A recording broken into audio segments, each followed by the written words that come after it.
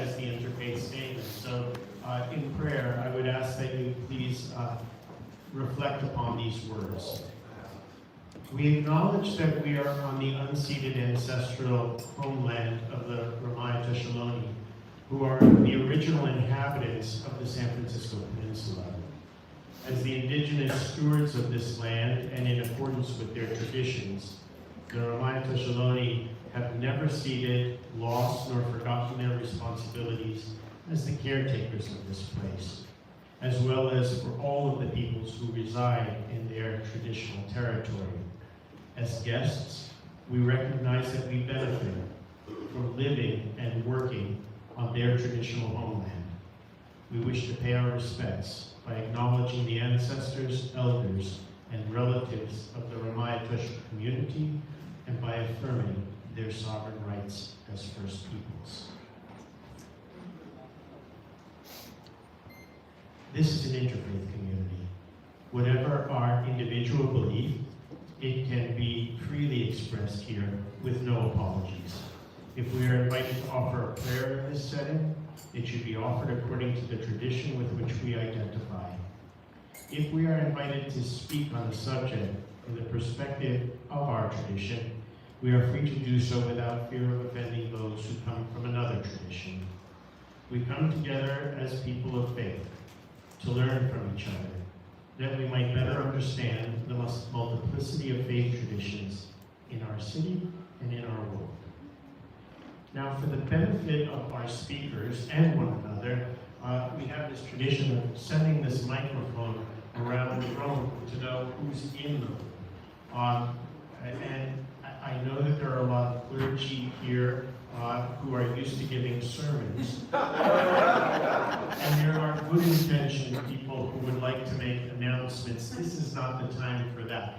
It's simply, when you receive the microphone, we'll hold everybody to account for this, simply your name, and if you are affiliated with a congregation or a religious tradition, offer and say that. And I know that my dear friend Lois Peacock is going to be a good model of that to start us off. Good morning, Lois Peacock, Zion Lutheran Church in the Richmond District. Valerie Schmaltz, the Archdiocese of San Francisco. Saul Brothers from the Archdiocese of San Francisco. Paul Campa, Archdiocese of San Francisco. Mary Jansen, Catholic Charities. Well, of these wonderful Catholics, I think we should pass the tray, don't you? Another Catholic. Monica Daggett, the Order of Malta Clinic of Northern California. Dan Bernroot, St. Mark's, and because it's my house, I want to give a sermon. Men's room through this door, with the door opens, ladies' room through the other door on the other side. Thank you. Maggie Henderson, pastor, Old First Presbyterian Church. Mexicali, Mexico, National Catholicism, Oaxaca, Zapotec, Mixteca, for life. Buddhist, I train with the Kadampa Center and the Mission. I'm also from Seattle First Baptist, SF First Baptist. St. Dominican Order, the Unitarian Church across the street, St. Mark's right here. Star of the Sea, St. Vincent de Paul, and St. Patrick's. I'm working on with more. And just on why am in a Tenderloin. They're open all night. I've been volunteering all night for the raid. So pop-up church. Thank you. Thank you, my brother, my Lord and Savior. Amen. Marcus Darkraven, St. Mark's Church. Oh, and I would like... announcements. Oh. Thank you. We got them all in well. Black History Month. Sorry. Jesse Rosenbaugh, non-denominational outreach church youth minister in Atlanta, Georgia. John Veliska, First Unitarian. Thank you. Hi, this is the first time I've been here. My name is Anita Barsman. I'm a physician. I work for the city. I will soon be ordained as a rabbi. I am not May 18th. I am not affiliated with a particular congregation. I'm considering starting an anti-Zionist or beyond Zionism community here in San Francisco. Bruce Newberger, First Unitarian. Vanessa Sutherland, Senior Minister of First Unitarian. Veronica Masterson, Father Vanessa from St. Vincent de Paul Society of San Francisco. David Heil, resident of member and supporter of USA. Dolores Perez Heil from First Unitarian Universalist Society. Alexis Gonzalez from Martin Luther King across the Resident of St. Mark's. Marianne, resident of Martin Luther Tower. Barbara Bach, St. Mark's Lutheran Church and Martin Luther Tower. Sean Rosenmoss, Congregation Shahrzad. Deborah DePula, St. Dominic, St. John of God, and San Francisco Veterans Affairs Commission. Also Ken Eisen, also St. Dominic's and frequently St. John of God.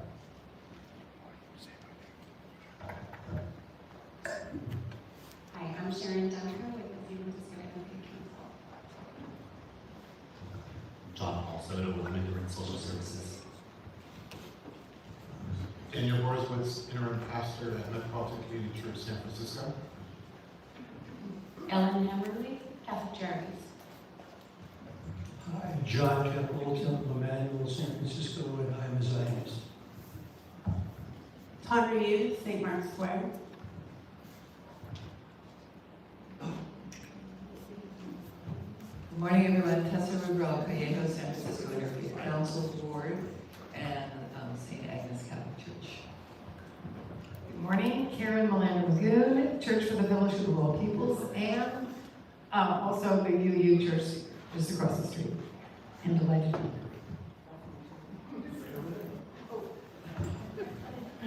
Jonathan Jacoby, Bate Tikum of the East Bay. I'm also looking for a non-Zionist congregation.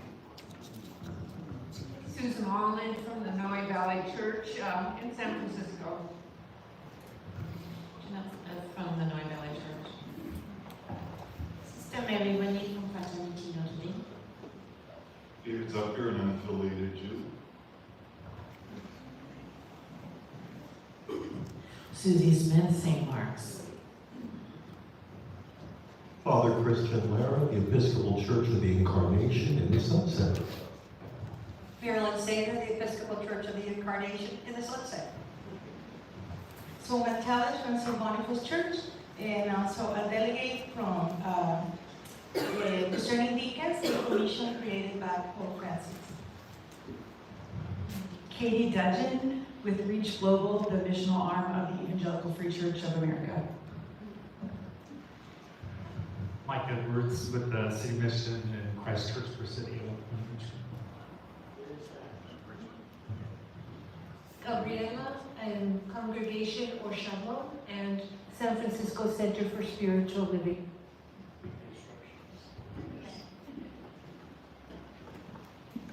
I'm going to hold off on allowing the presenters to introduce themselves because I'm going to be introducing them in a bit.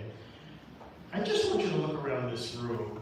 I don't think anywhere in San Francisco you'll see such religious diversity in one place at one time. So give yourselves a round of applause. At 8 o'clock in the morning. We are very blessed to have with us the immediate past chair of the San Francisco Interfaith Council and the senior minister right across the street at the First Unitarian Universalist Church. I know you brought your fan club today. Thanks for Senior Minister Vanessa Rush Southern, who is a dear, close personal friend, but also has done some groundbreaking work for the Interfaith Council, who will lead us in a reflective moment to ground us for our conversation on climate justice.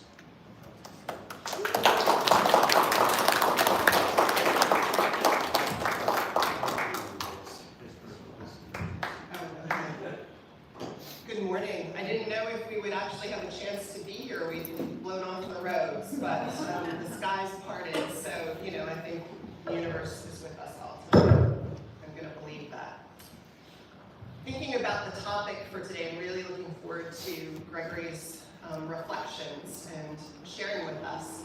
I was thinking of a book I read years ago by Scott Stillman, a man who spent 10 months backcountry, backpacking and hiking, and he wrote a book called Wilderness, Gateway to the Soul.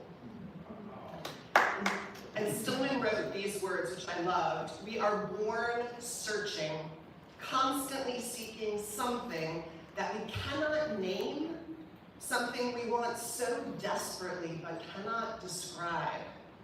In wilderness, that searching is gone."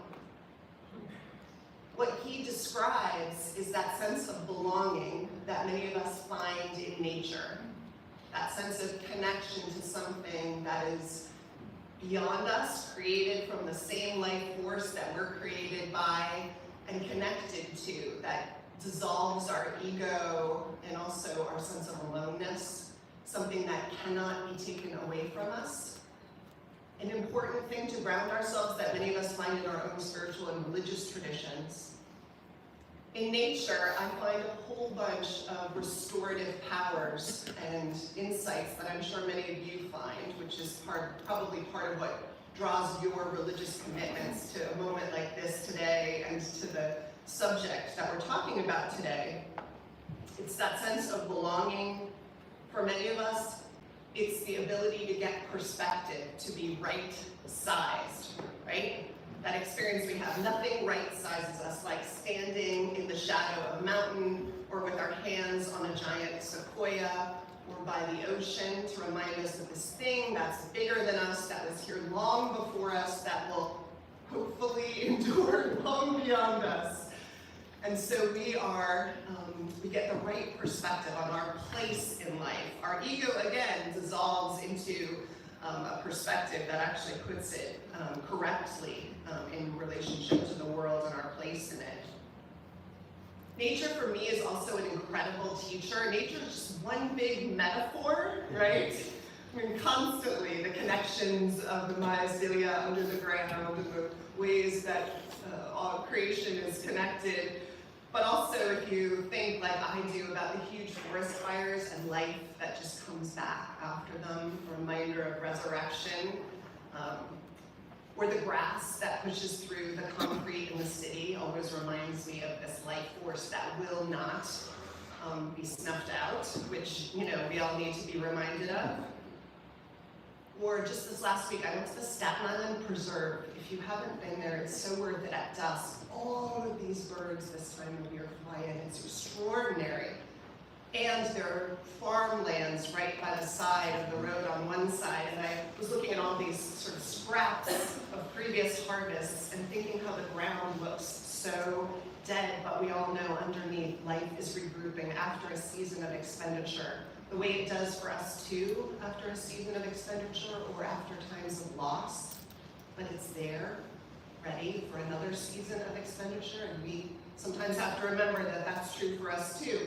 Nature's power allows us to see and remember and reconnect with all of these things. It's also, I think, as a Unitarian who connects our heritage to Thoreau, why Thoreau went to Walden Pond and built his cabin, where he said he was going to confront the essential facts of life, and found there some of his most essential ideas. Things like civil disobedience, right? Emerges from Walden to write civil disobedience, born in that forest, this idea that there are larger laws than humankind's momentary iterations to obey, and the reminder that we obey those larger laws. Something important to remember that was part of Selma and Gandhi's Salt March, that all had their roots in the forest.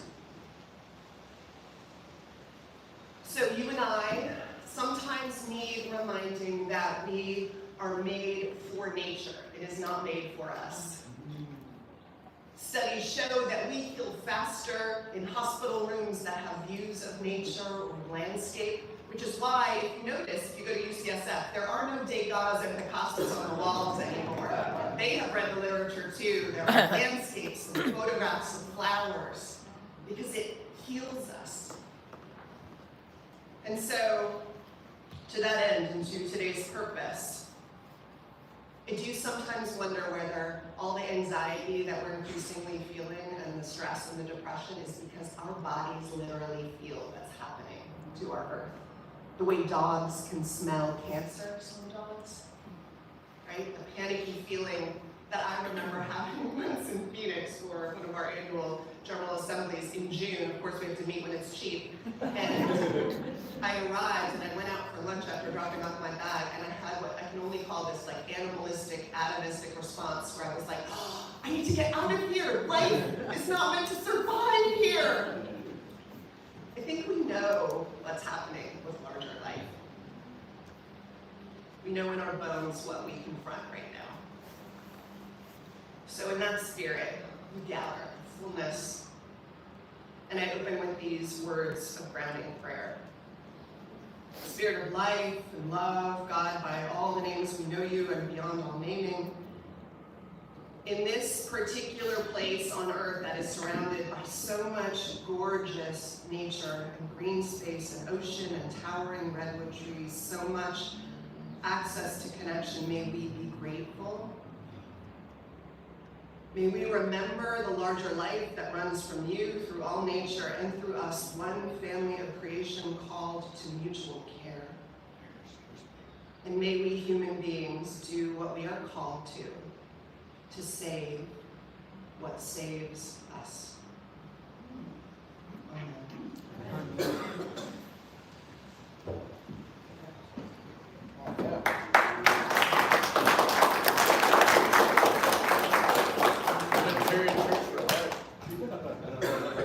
I remember that song from the 1970s, I Can See Clearly Now, the Rain is Coming.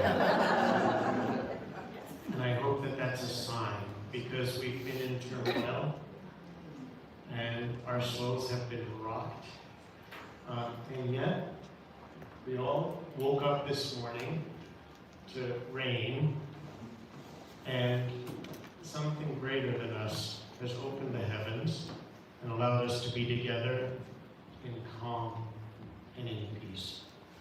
And that little miracle, I'll call it, metaphor, is how I'd like to introduce our guest speaker today. You know, the San Francisco Interfaith Council counts as its constituents the 800 communities of faith and religious institutions in San Francisco. Among them are interfaith coalitions that center on singular and particular issues. Anytime anybody asks me about climate change or the environment or greening congregations, I send them to California Interfaith Power Light, which was founded many, many moons ago by the person who is going to be offering her faith journey today, Reverend Sally Bingham. It is a worldwide, if you will, entity headquartered in the Bay Area. Recently, it went through a rebranding, and I had the privilege of being on a riverboat in the Embarcadero that was swaying. I think that was a metaphor for where we were at the time, too. But I had the chance to spend a little time with our speaker, Gregory Stevens. And I said, you know, there's a lot under attack right now. And I just wanted to see how you're, forgive the pun, weathering it. And Greg very graciously said that he would come and speak with us today. So we welcome Greg, but we also welcome, I forgot to mention, in addition to all the full tables here today, we have a number of people who are watching this live stream, and we will have a recording link that we can share with you all too. So without further ado, the Director of California Interfaith Power Light, we're batting 1,000 today, Greg Stevens. Give it up.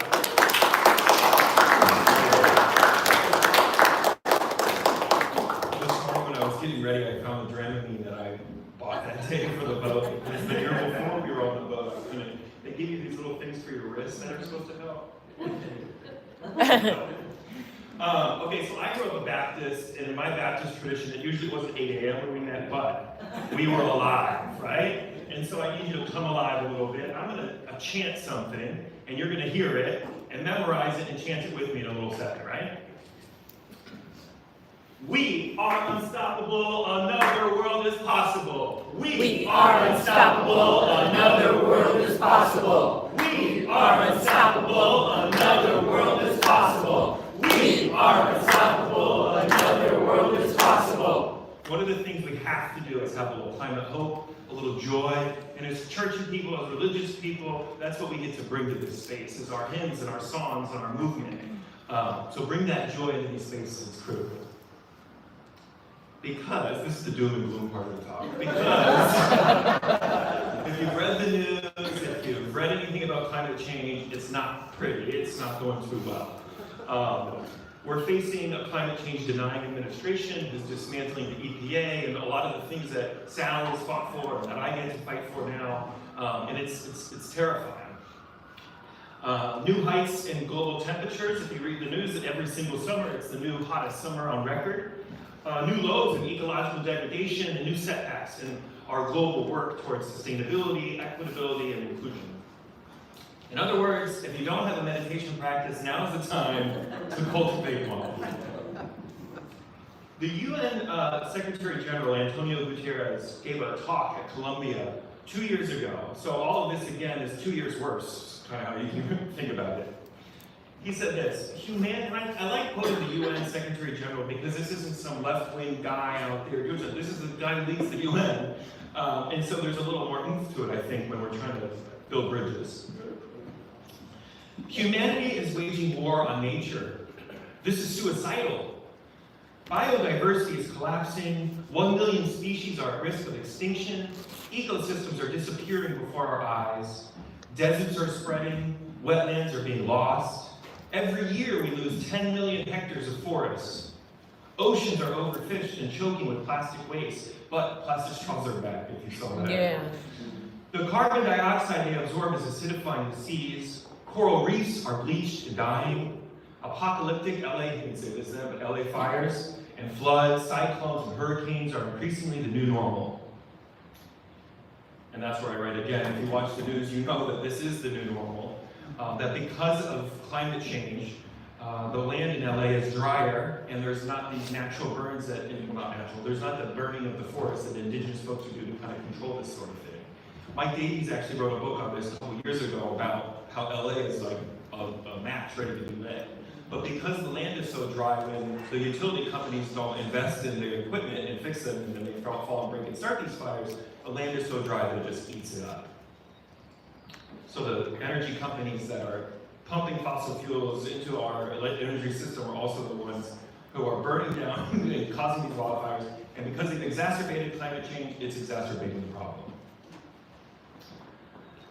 One of my favorite quotes, though, is that the only thing stronger than my fear is my conviction. The only thing stronger than my fear of climate injustice is that my conviction as a person of faith is that I'm called to love my neighbor, and the planet being one of my neighbors, that I'm called to love it, and even if it sounds foolish.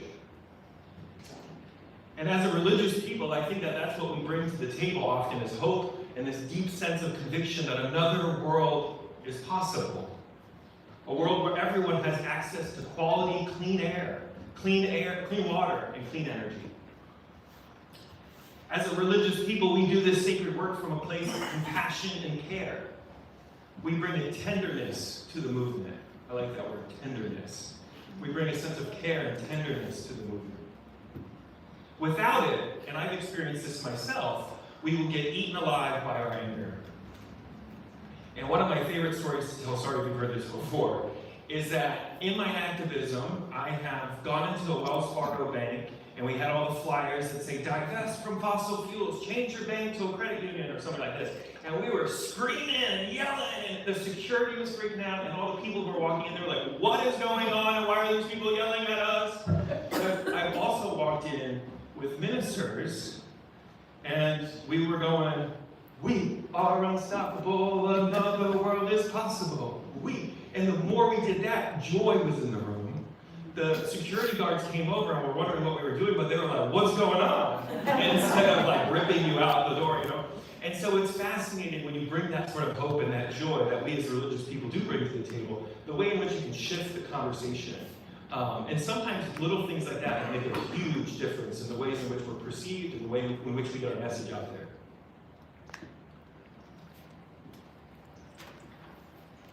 So in that sense, faith communities have a unique opportunity to both be a catalyst of action, inspiring people to participate in social change, but also a place where you can turn when your heart is aching. And as religious leaders in this room, that's a big part of our role in this transition to a hopefully a juster economy, a juster system, is that we need shoulders to cry on. Because when you look this pain and suffering in the face, which we all have to do, it's hard, it's really difficult. And that's the task, though, is to look at the pain and the suffering directly in the face, to not shy away, and to go, I still am going to do something about this. But yeah, I like this. It requires some sort of nurturing of the soul, which I just like that idea of finding a place where you can be nurtured too, not always riled up and active.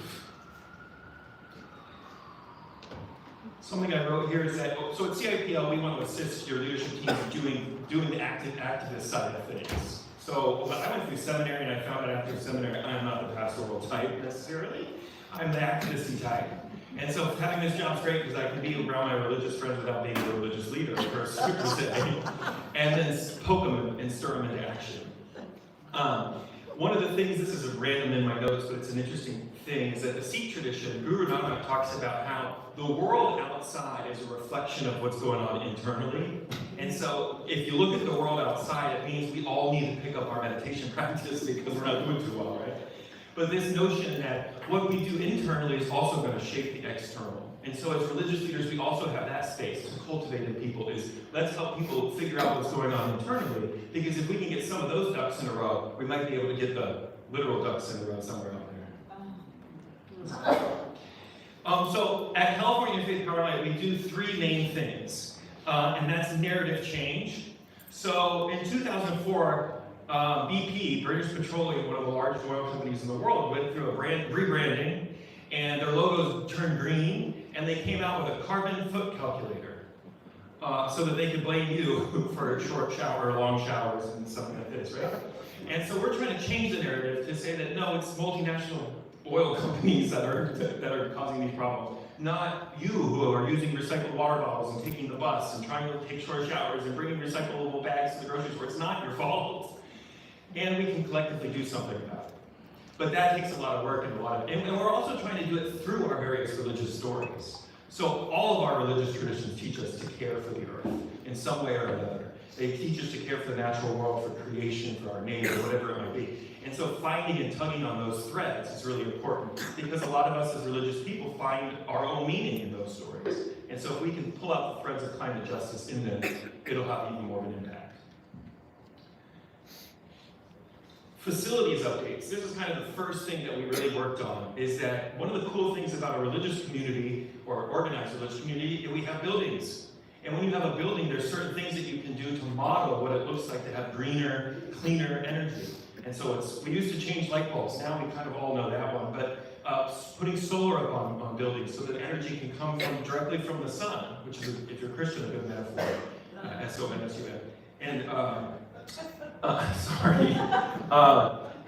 and battery backup. So one of the things that we've also transitioned is, so churches have solar and some of them have battery backup. But now the next step is we're calling it resilience hubs. So when the weather gets really bad and your power goes out, your church can turn the lights on, and this space right here could be a place of respite for people. If there's wildfires, I don't have very good air conditioning, I don't have very good filtration at my house.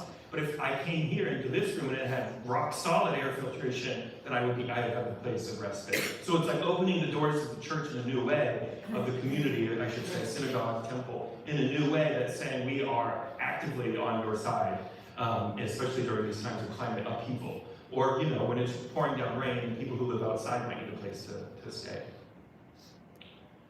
It can also be a hub of ecological thinking. So the room can also be a space for activists to come and meet for free and engage the congregation in whatever project they're working on as well. The other thing that we work on, and this is a big one too, is policy change. So trying to shift some of the policies that are out there, trying to funnel money into frontline communities, trying to make solar more accessible, trying to make EV cars more accessible, all these green technologies that are not perfect by any means, but are absolutely better than their alternatives, and trying to get those more accessible to more people.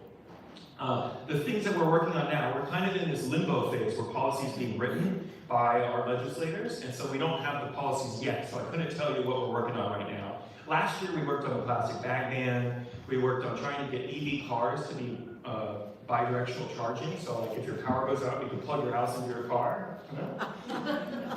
And the other one was trying to expand the program. It got nixed, but the program for EV cars to more people, because lots of times the debate, I mean, in San Francisco, you don't need a car as much as you do if you live in Fresno.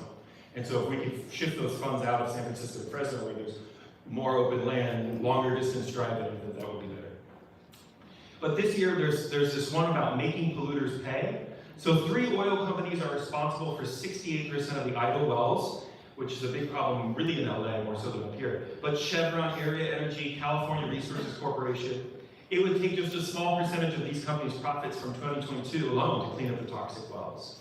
And so that was another one we worked on, is we're trying to close up the toxic wells that are emitting toxic fumes and whatnot, that are near schools, that are near hospitals, that are near library. I mean, really nonsense, like simple idea, but it was a struggle, it was a fight. But we're trying to push that even further. Another one is a climate super fund. So this was proposed by the California EPA. Let me read this. The proposed climate super fund bill would task the California EPA with identifying major fossil fuel companies operating in the states such as Chevron and Exxon, although they say specific companies are not yet named in the legislation. Long story short, it's pulling a bunch of money together for climate disasters like these LA fires, and trying to put billions of dollars into it. We just passed Prop 4, which put $10 billion in, but it was a bond. And so we're trying to do this differently, but not as a bond. The final thing, policy-wise, is that I've been working on this campaign to turn PG&E into a nonprofit. And so Gavin Newsom, a couple years ago, signed a bill, SB 350, and it said if PG&E keeps messing up, we can turn it into a nonprofit. And so we're saying, let's do it. And so the nonprofit is called Golden State Energy, and we've been going from city to city to try to get city councils to approve or to sign on of some sort of feasibility study. And so on Tuesday night, Berkeley City Council unanimously voted for it.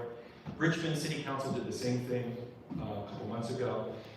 Senator Wahab just wrote a bill that she came out with yesterday, I think, that also is promoting feasibility studies and restrictions on investor-owned utilities. So if you think about the billions and billions of dollars that PG&E makes in profits, all of that could be put back into the system so that the wildfires, when they wouldn't happen because the equipment would be updated. But how beautiful would that be? So we would also be able to elect the board, and so if the team wasn't doing their job, we could re-elect new people. You know, putting democracy in action, but with our utility system. And now I want to close with something that's a little more preachy. There's a Bible passage often read at weddings which Christian mystics interpret as God speaking to the soul. It begins like this: "Arise, my love, my fair one, and come away." Like a tenacious lover, God summons us. Arise. From what must we arise? Maybe we hear, arise from apathy, from numbness and fear. Arise from doom scrolling. Arise from hopelessness. I will give you strength. Arise from loneliness. I'm with you. Arise and come away. Leave the cult of death. Leave the path of folly. Abandon the lie that your efforts are useless. Come with me and join the dance of life. Come be a sacred warrior, a warrior for the common good, a warrior of good trouble. I will help you find your place in the great struggle to protect life and to build a more just society. But, we may protest, feeling helpless before the horrors of the news and the world, and helpless before the injustices and needless suffering. Who am I? I have no power. Arise. But what can I do? What can I do? What can any of us do? It's too late to make a difference. Arise.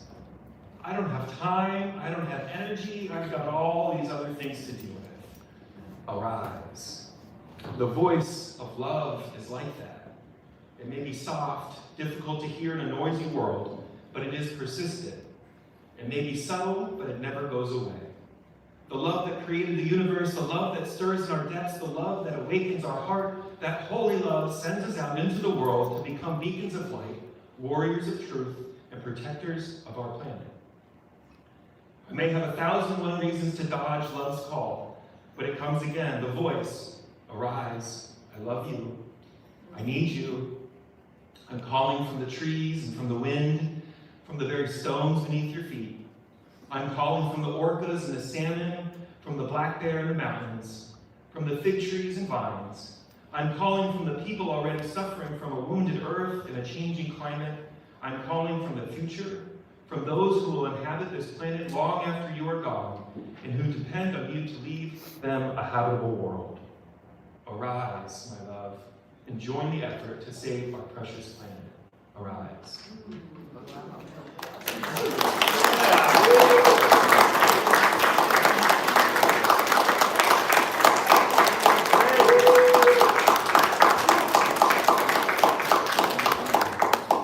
Amen. I'm going to go out on a limb before I introduce Sally. Sean Rose is here, and I've known her since her days at the Department of the Environment, but she's here today on behalf of Shahar Zahab. And myself. And yourself. And San Francisco State University. And San Francisco State University. I was wondering if you can just come and let us know what a congregation can do. Yes. Come. Well.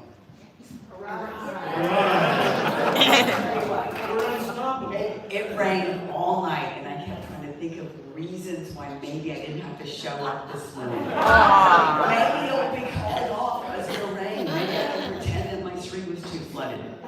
But you know, I need this, right? I think we all need this, and as you all know, I love California Interfaith Power Light. And so I'm on the Climate and Environmental Committee at Shahar Zahab, Climate Action Committee. And we did a lot of work with Interfaith Power Light to get solar on our roofs, right? We're saving money. And so some of this sell, a lot of us are like, yes, it's about the environment and about how we take care of each other. And then there are other people who are like, you know, I kind of don't care about that, but how much money are we going to save? So you go in with whatever argument you need to go in with, right? And then you depend on California Interfaith Power Light to help you get the resources you need, because we would have been lost. I mean, even me, coming from this world of doing environmental work for decades, like, I don't know how to put a solar project together. So, you know, they're there. And what did I say about, so they're kind of the super glue, right? They're kind of the super glue that holds all of this movement together from faith-based organizations. And we get to go out and tell this story, but I really feel like they're kind of the mesh that keeps it all together for us, because if I had to be here on my own, going out and telling this story, I would be really scared, frankly. It's a pain. But, you know, we've got them behind us. We've got them going, arise, arise, arise. So I rose, I'm here. It is exactly what I needed. Thank you.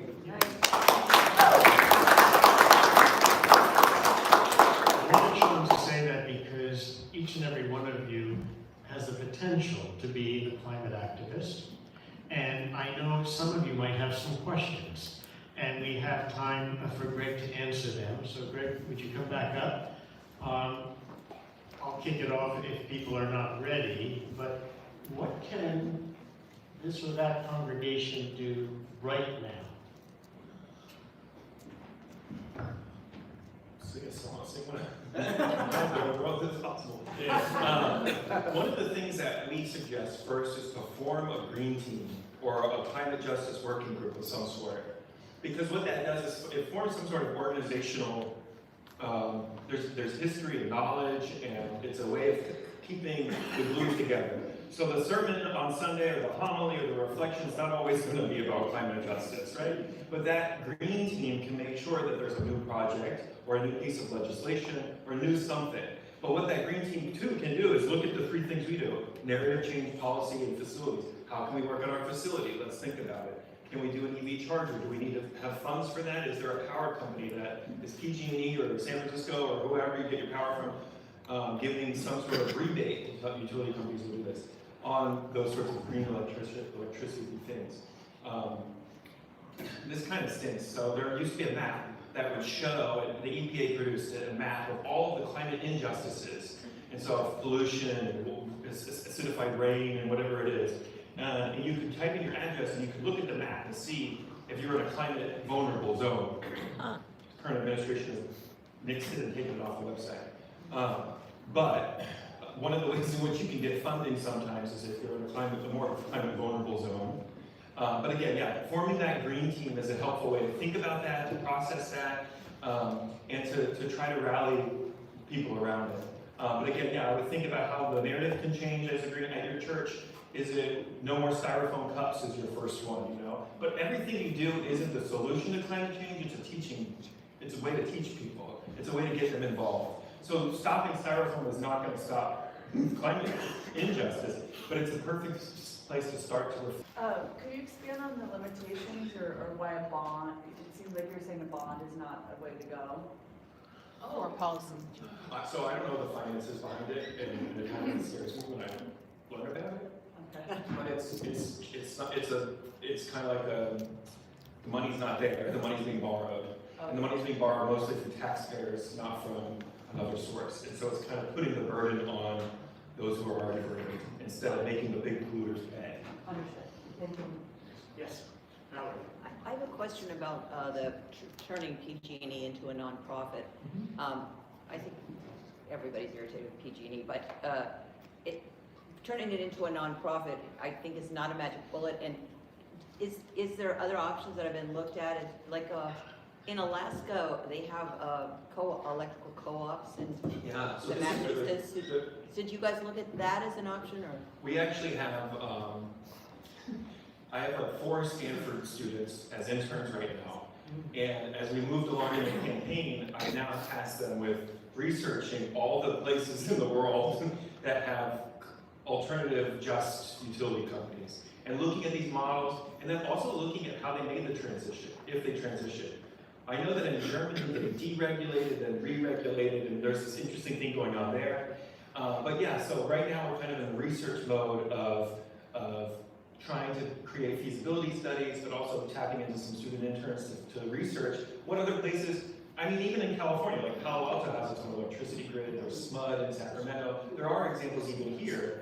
And so trying to look at those, map them out, trying to figure out how did labor transition, what are the working conditions before and after, and like all sorts of different questions that come out of it. So you're right, it is still something we're thinking through, trying to find what alternative would be best. But we do know that cooperative models, not-for-profit, which I learned is different than non-profit models, which is a whole interesting thing.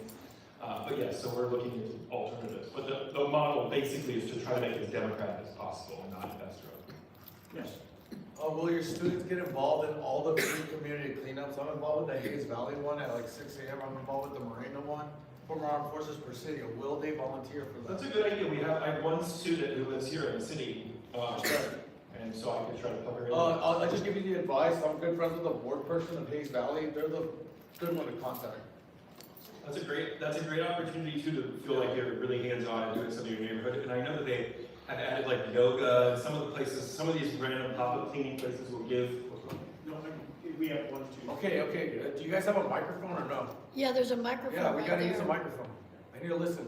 There's a microphone you can pass around. Let's get the microphone. I can project. Thank you. Yeah. Oh my God. Where do you see religious people getting stuck the most in either taking steps or where do you see us getting out of the way in the area? The biggest thing is that my religious friends are scared of confrontation, and that this will bring confrontation, and that it's our sacred duty to live into that. Live into the messiness of it, the complexity of it, and to not say both sides of this issue matter, because destroying the earth is not finally, you know. And so trying to push through that, but trying to do it creatively. So I work with an evangelical church, Menlo Church. Have you heard Menlo Church? Big church down in South Bay.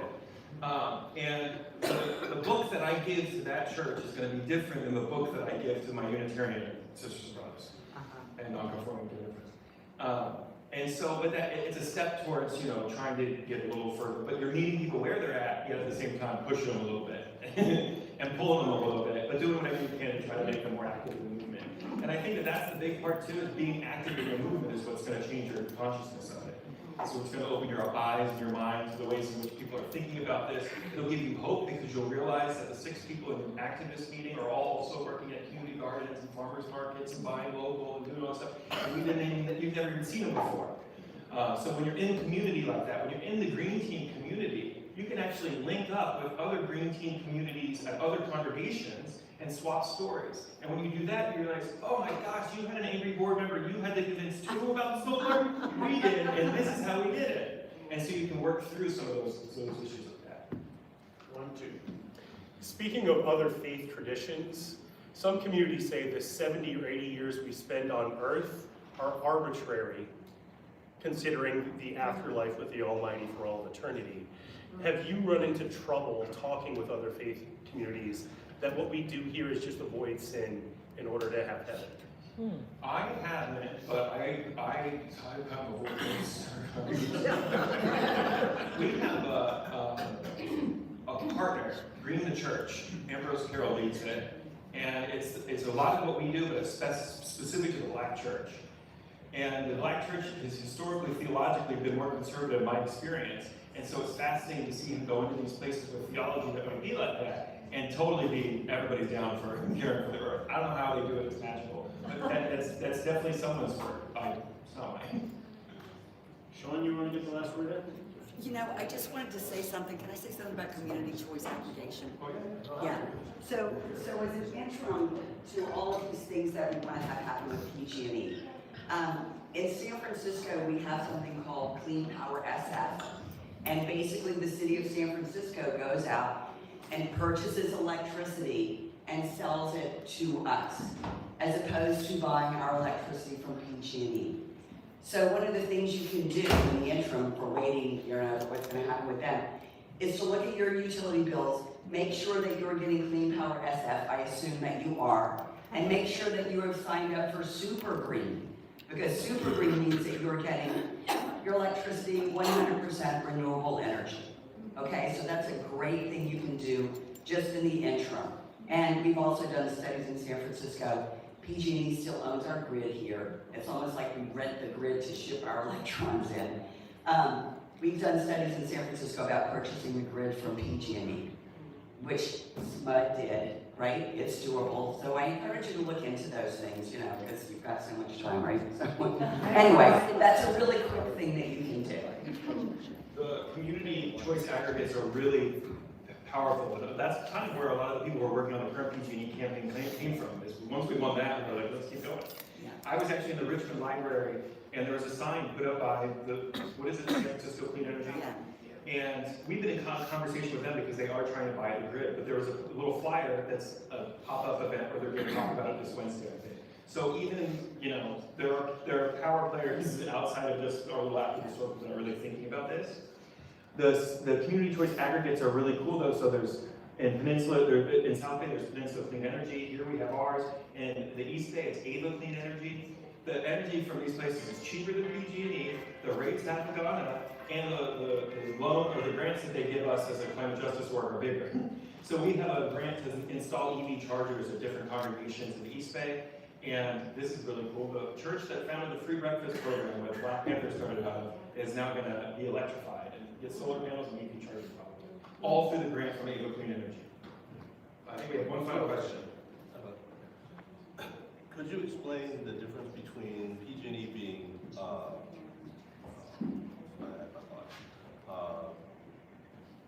nonprofit as opposed to for-profit?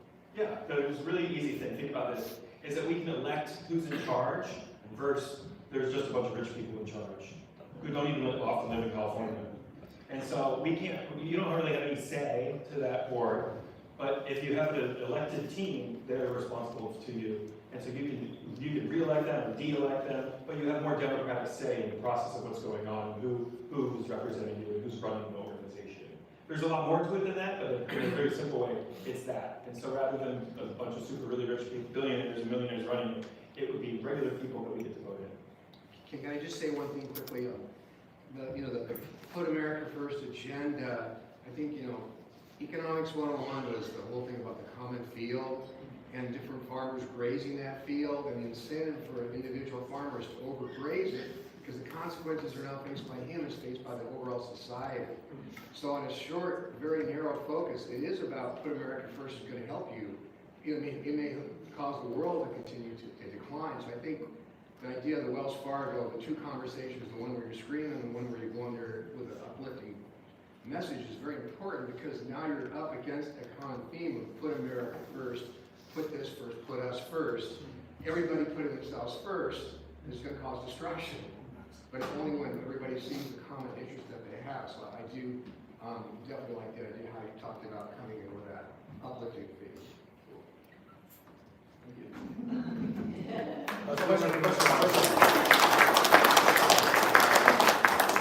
I saw my friend Maggie Henderson here earlier. She's here. Buying coffee, yeah, what? I just want to give you a little bit of a history of what happened in this room, because I was listening to you talk about resilience.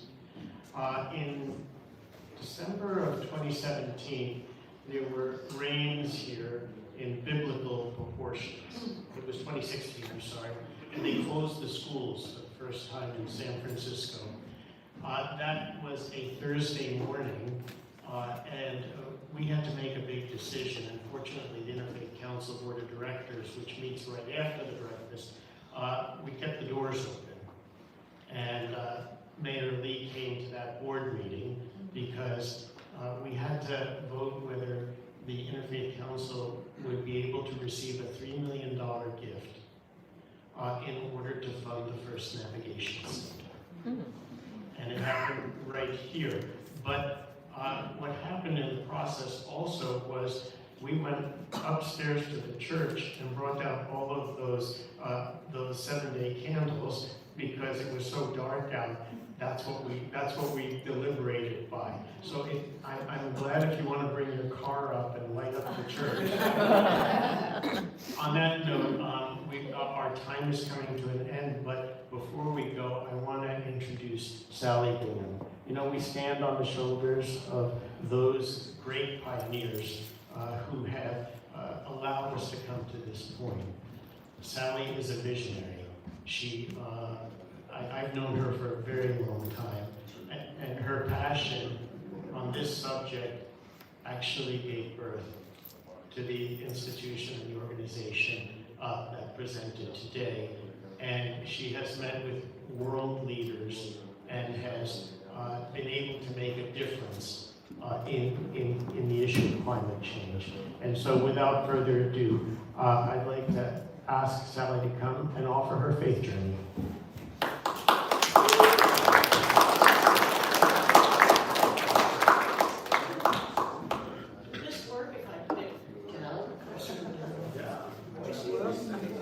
Turn it around, there you go. We're unstoppable. Good morning, everybody. I'm so surprised that there are this many people here, because I didn't want to come. I opened the front door and it was pouring, and I have a little 3-year-old dog that has to get out and walk, and she's sitting in the car now waiting for me to finish so that I can go somewhere and walk. Wasn't Greg good? Yeah. We go back 25 years. I stood with my back facing that wall and introduced the San Francisco Interfaith Council to Episcopal Power and Light, because that's where it began before it became interfaith. And Michael wants me to tell the story of how this started, but I have so many stories with Michael Pappas that I'm not sure which one, I don't know which one's a better story. All of them. But the way we met, Oh, no, not that. It was at the Unitarian church, actually. That's right. We were dancing, and we danced, and we danced, and we danced, and we also had a lot to drink, I think. In any case, the other night, which was not too long ago, when we were out on that floating boat and relaunching the Interfaith Power Light program, it was a relaunch of the California program because we decided in California that we would split and become a nonprofit of our own with our own board of directors right here in California versus hanging out with the national Interfaith Power Light, which for a long time was here. It's just going to get complicated. Let me go right back to the very, very beginning. I was living in New York for 14 years with my husband and 3 children, and we moved out here to San Francisco in 1984. And I'm still in the same house, which is over by the Presidio. We joined St. James Episcopal Church on California Street, and my little boy, who was then 6, was an acolyte. And I got involved with the church, but sitting in the pews, and I kept listening to things like love your neighbor as yourself, and loving creation, and the creation belongs to God, and God created it, and we are people who are supposed to take care of creation. At the same time that I joined that Episcopal church out there, I was invited to join the Environmental Defense Fund, which is one of the largest and most progressive and successful environmental organizations in the country. I said yes, and I joined their board, and 3 times a year we go to board meetings, listening to scientists talk about what humans were doing to the planet. And it was overfishing, it was lead in gasoline, it was numerous things that we all know about today that go back to the late 80s, and it was all kind of new information. Are we really destroying this planet? Well, yes, we were, but nobody took it hugely seriously. And I was sitting in the pew Sunday after Sunday thinking, if we love our neighbors, and we love creation, and we love God, how is it okay that we're polluting our neighbor's air? How is it okay that we're driving these great big huge cars that we don't need to drive? And so I kept going to Peter Lawson, who was the rector of the church at that time. Keep in mind, this is now 30 years ago, almost 40 years ago. I said, Peter, why don't you ever talk about saving creation from the pulpit? You know, you've got boys in Colorado who are river guides. You must know what's happening to the Colorado River. And he was kind of annoyed that I wanted him to talk about environmental issues from the pulpit. This was a political issue that I wanted to bring into the religious community. But eventually he said, Sally, why don't you go to seminary and find out where the disconnect is between what we say we believe in and how we behave. And I thought, well, okay, this little 6-year-old, the little acolyte, was in school full-time. My 2 elder children were almost out of the house, one at last year of high school and one in college. So I thought, right, I have time to go to seminary. So I went to Bishop Swing, which some of you may remember. He was the head of the Diocese of California then. And I went to Bill Swing and sat in front of him and said, would you sponsor me to go to seminary? And he said, what for? And I said, well, I want to know, where's the disconnect? How can we say we love God and love creation and then pollute people's air and we're sinners? Well, he looked a little startled, and then he opened up his drawer. I'll never forget this. He opened the drawer next to him because we have to fill out an application, and it said, where did I go to college? And he said, Sally, where'd you go to college? I had never gone to college. It never occurred to me that I had to go to college before I went to get a master's degree. But Bill Swing, patient, lovely man, said, you know, go to college and come back. I was 45 years old when I entered the University of San Francisco. I went in as a freshman and spent 4 years there, majoring in, get there. I majored in psychology. What was my 45-year-old body doing in USF as a freshman in college? And how did this happen? So I had psychology, and then I studied religion. And I got a wonderful, it's a Jesuit school, I got a wonderful religious education. I completed my 4 years there, and then I went back to Bill Swing, and I said, okay. I went to USF. I even had a degree. I was magna cum laude. And of course, as I studied more than anyone, I thought when I first got there that nobody would want to be in my small group, because who wants to sit in a little circle with a little old lady? Everybody did. And that's because I was the only one who'd done all the homework.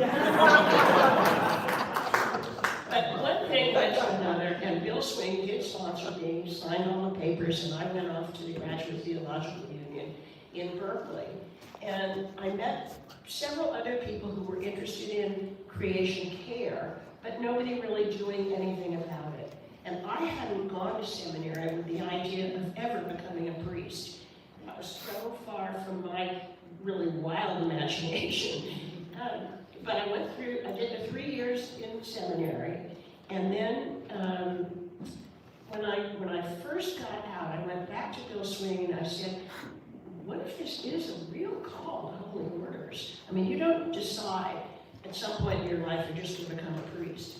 It has to really be called by God. And I knew something was going on in my heart because I couldn't sleep at night. And I thought, how can these people who say they love God and love each other pollute and really be sinners? And it kept me awake at night. So I went back to Bill Swing and I said, should I maybe entertain the idea of this being a real call? And he, bless his heart, he said, well, get into the discernment process. That was another 3 years. Ooh. And I went to work in Nativity Church out in San Rafael, which is on the hill. And I did everything that the rector didn't want to do. I mean, I taught Sunday school, I helped with baptisms, I preached occasionally, and 3 years later, and I had a discernment committee that was going through this process with me. They said, yeah, maybe this is real, because all I ever wanted to talk to you about was creation care. I just feel that everything we do, all of our behaviors, it doesn't matter whether it's the coffee we drink, the clothes we wear, the car we drive, every single thing we do affects our neighbors. And I thought people have to understand this. So one thing led to another. I got a job at St. Luke's over here on Van Ness, where I was on Sundays and Wednesdays. And all this time I'm learning from the Environmental Defense Fund about the things that humans are doing to the planet. And they were talking, even in the late 80s, early 90s, about climate change. Michael Oppenheimer is now, he was at EDF at that time, he's a professor at Princeton, and one of the really well-known climate scientists. And it occurred to me, the climate changing, or the climate itself, even if it isn't changing, affects everything we do. And it affects our lives, our crops, our food, migration. And so I thought, well, maybe this is going to be our subject. So Episcopal Power and Light was born. And that's, Michael brought me here, and I stood back there and talked about what can congregations do, and how do we get more people involved in creation care. So fast forward, it's now a big organization. There's lots of people working there. We have employees. For a long time, it was just me. I went to almost every single congregation in San Francisco of all denominations, railing on people, saying, you know, you're sinners. I happened to have been in the right place at the right time, because it really, money came in, people wanted to help us, we became our own nonprofit, and then, as Michael mentioned, it did go national, and I was invited to go with the ecumenical patriarch Bartholomew and go out on one of his cruises where he takes scientists, religious leaders, and journalists, and I was in company that I just never would have ever believed. But Michael, you call it my faith journey. And I would say, bottom line, go back to the very beginning, it was my faith that started this, because I thought, how can you say you love God and love your neighbor and then pollute the air and not do everything you possibly can to take care of creation? That has been my mission. It's who I am. It really is it's in my DNA, and I'm trying to give it to all of you. But that's the story, and that's really how it got started. And the California program now, I'm hoping, is going to take a leadership position. And working on policy is important. And as Greg told you, no, you did.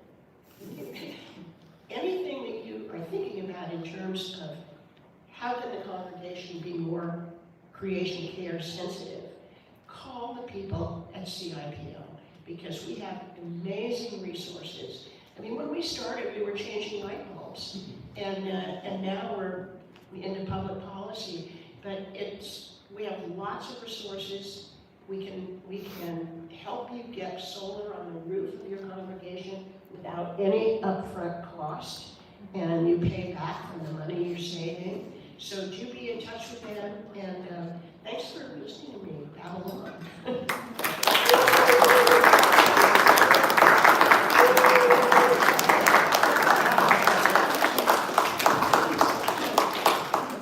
When we arrived today, I told Sally that many, many years ago, Jane Goodall was preaching at Grace Cathedral on the Sunday of St. Francis. And up until her sermon, the dogs were just barking, and it was pandemonium. And Jane Goodall got up at the pulpit, and it was calm, and it was quiet.